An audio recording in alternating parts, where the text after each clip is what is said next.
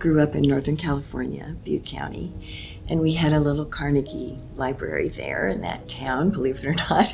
And I still remember the first time I walked up those stairs and went in and smelled the smell of all the books and hardwood floors. It was just so gorgeous. The children's section was downstairs in a little nook. And, I fell in love with libraries at that point, I think, and books, and was there every week checking things out.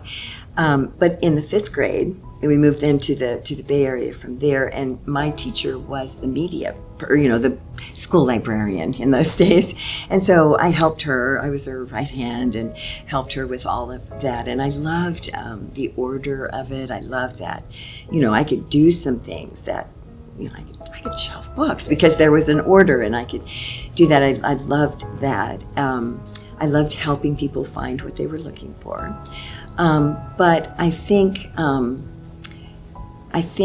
it was, when I did my graduate study, I was a teacher and I was doing a master's in education, and my department required that, my field of study required that I do some units in another discipline, and library science was one of the disciplines offered. So the school was just across the highway from where my offices were, and so I thought, I'll just do that. That'll be easy. And after the first class, I was sold on that. So I ended up getting a double master's in education and library science, which made me sort of what they call a media specialist, because I had both the I was doing a degree in educational media. So anyway, so then, really, and from that point on, I've used both of those skills in my work, but library is what I wanted to do. So that's how it all happened.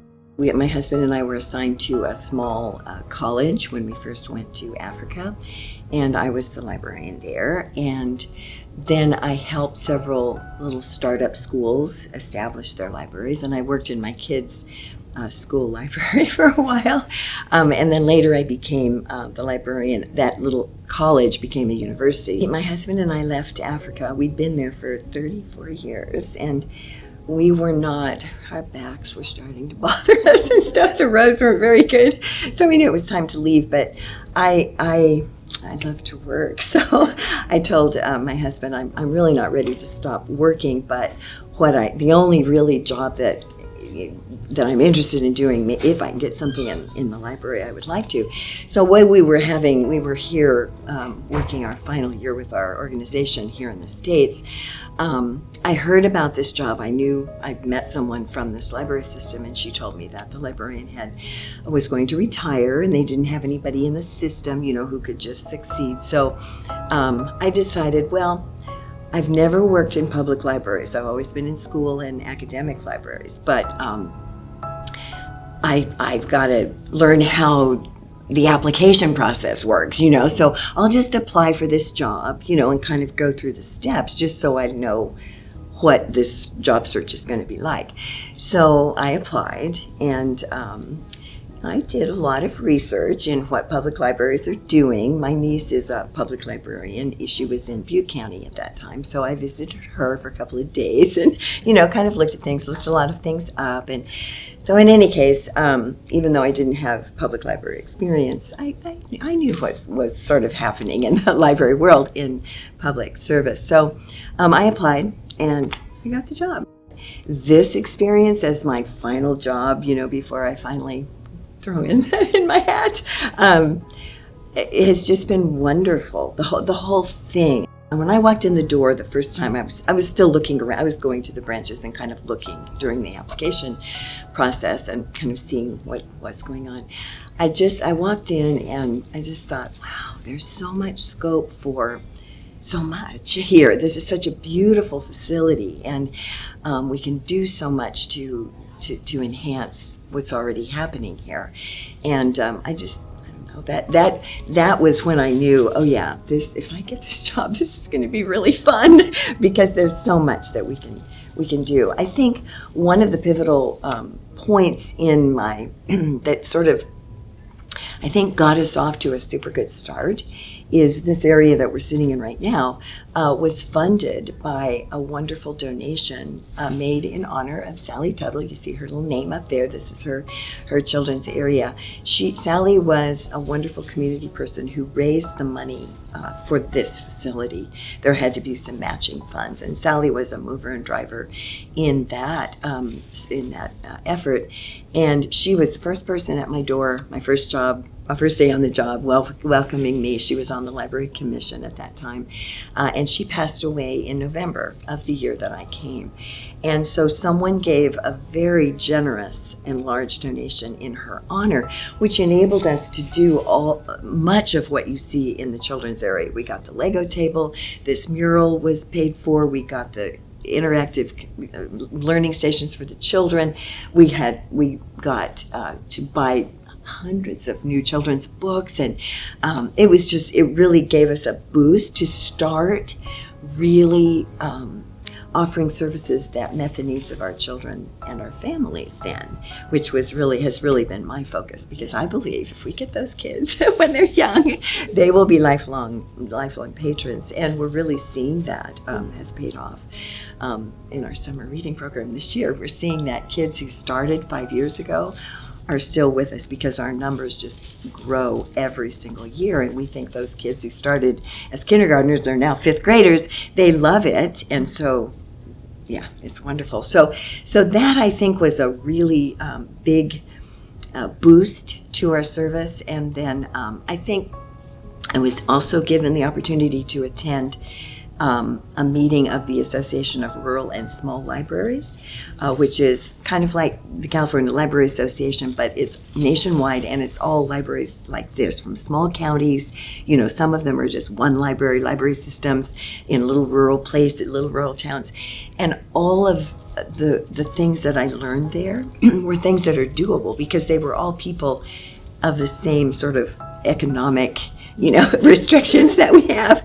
And so everything that I learned, all the ideas that I got, we could actually implement. So that was super impactful in the future of this place, because I began seeing what other people were doing and start trying to implement some of those. That's where we have so many checkoutable kits now, and I first got the idea for that, kind of a different thing that they were doing, but we went to STEAM kits, and then we have our Little Leapers kits, and we have our Healthy Living kits, and now we have adventure kits. And so those ideas like that enabled us to really expand our offerings, that kind of made the library more than books. I mean, books are awesome and people still love them, but the library has to be more than that these days to survive. So we were able to do that. And I think that first donation was the thing that did it.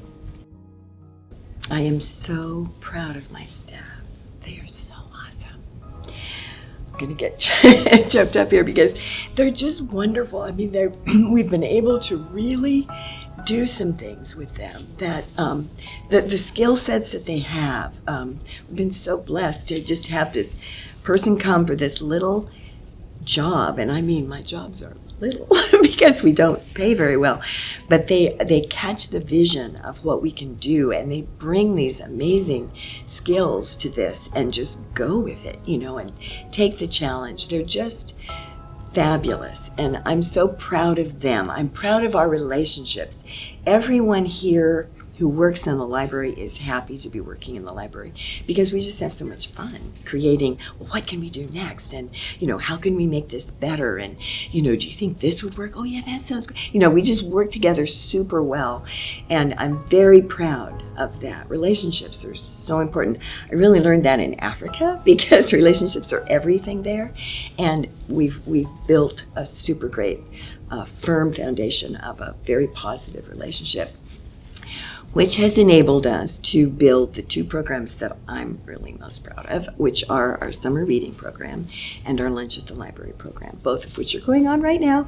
Super hectic for about 6 to 8 weeks in the summer. We're all just running around like chickens with our heads cut off, but it's so impactful. We have almost 1,250 children enrolled in summer reading this summer, and we have over 1,000 registered to receive lunch, grab and go lunch every day in all of our locations. And this is just such a a blessing to our community because kids are reading all summer, they're bridging those learning gaps, and they're having fun while they do it because they get a free book and an activity every week.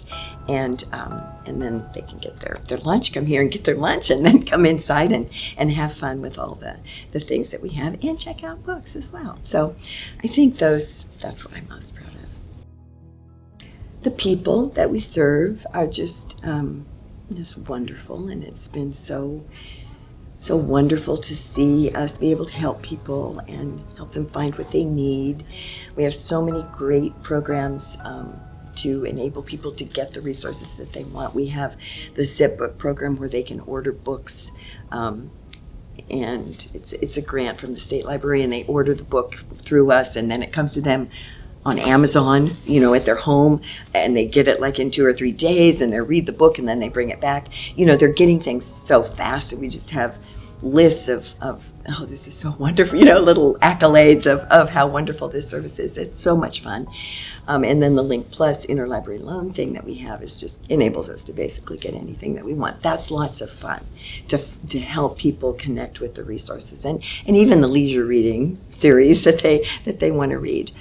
And then, of course, my staff, as I said, they're so wonderful. I'll miss them so much. And I think the pace, I love work. My children always said, we're not worried about Dad in retirement because he has lots of hobbies, but Mom's hobby is work. And that's really true. So I'm going to have to figure out how I can kind of slow down and not just have the pace. And the thing that's fun about the pace here is that it's not wild, it's creative. And that creative aspect of library work is what I just am passionate about. What new thing can we do?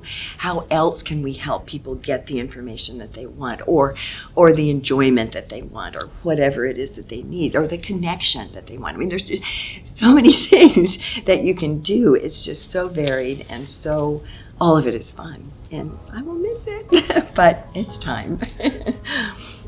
The Friends of the Library are so awesome. They pay for our Hoopla app, our Canopy app, and another app that it has some tutorials on like how to set up a Facebook account and those kinds of Google Docs and all of that. They pay for all of those for us, so our patrons have access to. Through Hoopla, they have books, TV, and movie streaming, as well as comic books. Canopy has lots of old movies and a lot of documentaries and great courses that you can just do online, and those are paid for by the Friends. We also have Libby, which is Overdrive. It used to be called Overdrive. Now it's the Libby app where you can do audiobooks and digital books. That's paid for by the Friends as well. And then the State Library offers us a new resource called the Palace Project. And all of these are online on our website, calaveraslibrary.com.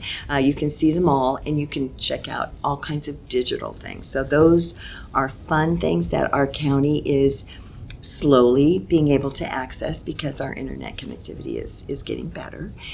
When we have an idea for a new staff position, for example, we wanted to hire someone to do children's programming, but it's very difficult to just do that, where our funding is very limited. The board is limited in the amount of resources that they divide amongst us, and we understand that. But what the Friends have done for us is that they have paid for that position for a period of time to give us a chance to gather data about how effective that position is. And then when we go to the board, we can actually say, this is not just, we think this will be great, but we can show you that it's great and we need this position.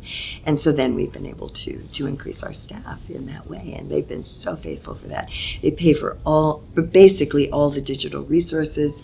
They support the bookmobile. That is their branch library to support. So they give me money for the books that we add there and all the needs that we have for our wonderful bookmobile. So yeah, they're amazing. They're cooperative and helpful and friendly. So when people come to interview for our jobs, they'll often say, oh, I love books, and so I want to work in a library. That's not a reason to work in a library. I'm sorry. I mean, you need to love books, obviously, and love to read, but you have to love service. So that's the key. That's what we are about. We are not about just checking out books to people. We're about serving our community. And we serve in every single way that we can possibly find to do it. It's legitimate for the library to be doing. And so I would just say, if you love books and you love to serve people and help people, then the library profession is for you. What I love about it is that it is so varied. People have this idea that you sit at a desk and you stamp books out. Oh my goodness. I mean, you're never bored when you work in the library because there are 1,000 things to do. If you get tired of this little task, there are many, many more over here that you can do. You never get tired of it, or I never do in any case. So it's a wonderful profession, and I'm all for people going into it, but you've got to know that service aspect is really the most important thing.